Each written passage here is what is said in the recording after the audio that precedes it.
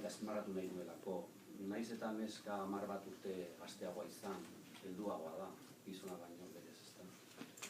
Eta hori da, niretzat, bai, interesgarri bat. Eta, bueno, beste alde batetik, orain dela urte asko hitz egiten genuen goi mailako kulturaz eta kultura herrikoiaz eta mugak pixka bat ezabatu dira, lausotu dira, ezta. Eta, bueno, horren inguruan ere, hainbat gogoeta daude. Eta,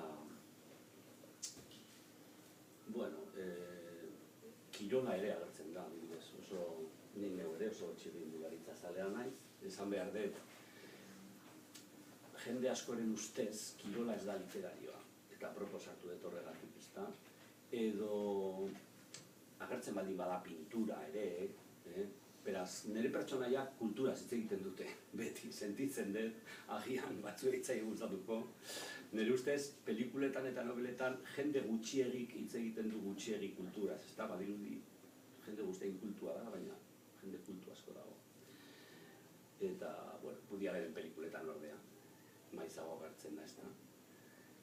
Eta batzuk esaten dute pop-rock musika ez dela literarioa, ezta? Oraindik ere entzun behar dut hori, eta hain zuzen ere oso literarioa izan daiteke, eta nire liburuetan beti agertu da hasieratik. Eta garai hartan, ja, orain dela 30 bat urte ere, esaten ziduten, ezta? Bueno, ez da oso literarioa, orain pixkatu onartuago dago. Baina, bueno, horregatik ere sartzen dut musika klasikoa, eta literatura aldetik ere, badaude hainbat joera ezberdin aipatzen direnak liburuan.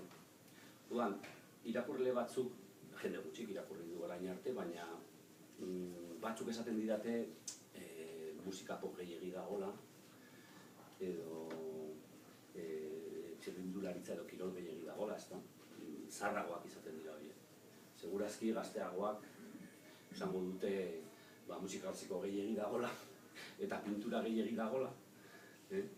Eta, bueno, pentsatzen dut, espero dut, jende guztiari zer gustatzea, eta batez ere maitasun historiori gustatzea, ezta.